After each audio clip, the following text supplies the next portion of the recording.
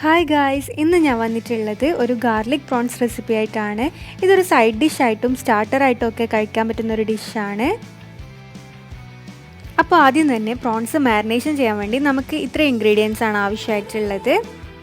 അപ്പോൾ ഞാൻ പ്രോൺസ് എടുത്തിട്ടുണ്ട്.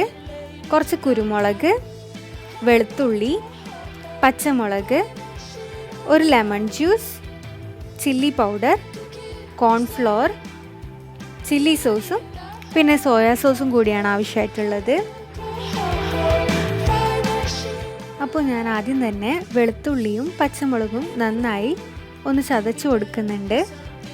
ഞാനൊരു പകുതി വെളുത്തുള്ളിയും ഒരു പച്ചമുളകാണ് എടുത്തിട്ടുള്ളത്. അടുത്തതായിട്ട് ഞാൻ കുരുമുളക് ക്രഷ് ചെയ്യുകയാണ്. കുരുമുളക് നിങ്ങളുടെ എരിവിനനുസരിച്ച് ഇട്ട് കൊടുത്താൽ മതി. ഞാനിപ്പോൾ ഒരു 8 കുരുമുളകാണ് എടുത്തിട്ടുള്ളത്.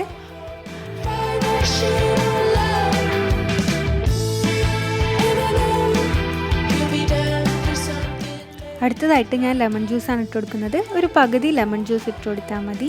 ഇനി ഒരു ടീസ്പൂൺ ചില്ലി സോസും ഒരു 4 ടേബിൾ സ്പൂണോളം സോയാ സോസും ഞാൻ ഒഴിച്ചു കൊടുക്കുന്നുണ്ട്.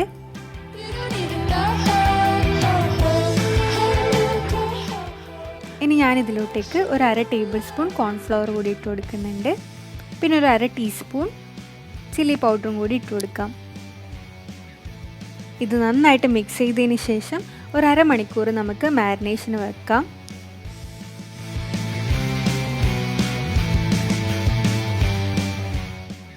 അപ്പോൾ അരമണിക്കൂർ കഴിഞ്ഞതിന് ശേഷം ഞാൻ ഇതിലോട്ടേക്ക് വെളുത്തുള്ളി ചെറുതായി അരിഞ്ഞത് ഇട്ട് കൊടുക്കുന്നുണ്ട്.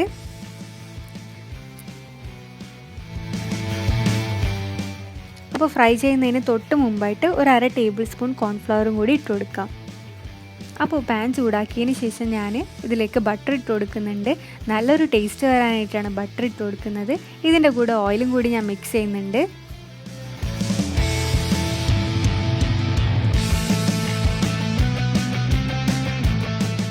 അപ്പോൾ ഇതിലോട്ടേക്ക് പ്രോൺസ് ഇട്ട് കൊടുത്ത് നന്നായിട്ടൊന്ന് കുക്ക് ചെയ്തെടുക്കാം.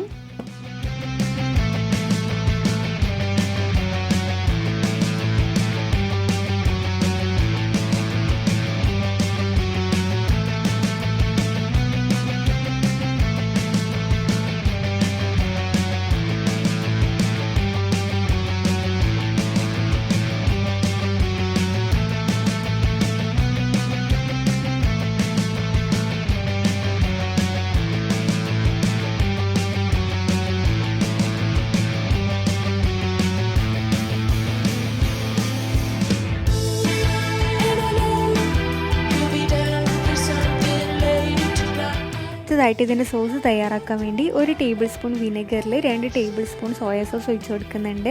ഇതിലോട്ടേക്ക് കുറച്ച് എള്ളും കുറച്ച് പച്ചമുളക് ചെറുതായി അരിഞ്ഞതും ഇട്ട് കൊടുക്കുന്നുണ്ട്.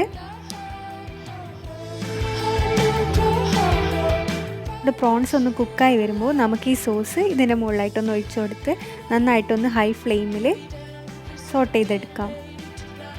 ഇനി ഇതിലോട്ടേക്ക് ഞാൻ കുറച്ച് സ്പ്രിംഗ് ഒനിയനും സെലറിയും ഇട്ട് ഒന്ന് മിക്സ് ചെയ്തെടുക്കുന്നുണ്ട്.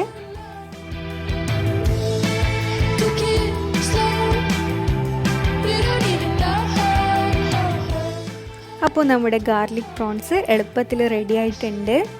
നല്ലൊരു വെറൈറ്റി ടേസ്റ്റ് ആയിട്ടുള്ള ഒരു ഡിഷാണിത്. ഇത് നിങ്ങൾ ഉണ്ടാക്കി നോക്കിയാൽ ഫീഡ്ബാക്ക് കമൻസിലിടാൻ എന്തായാലും മറക്കരുത്.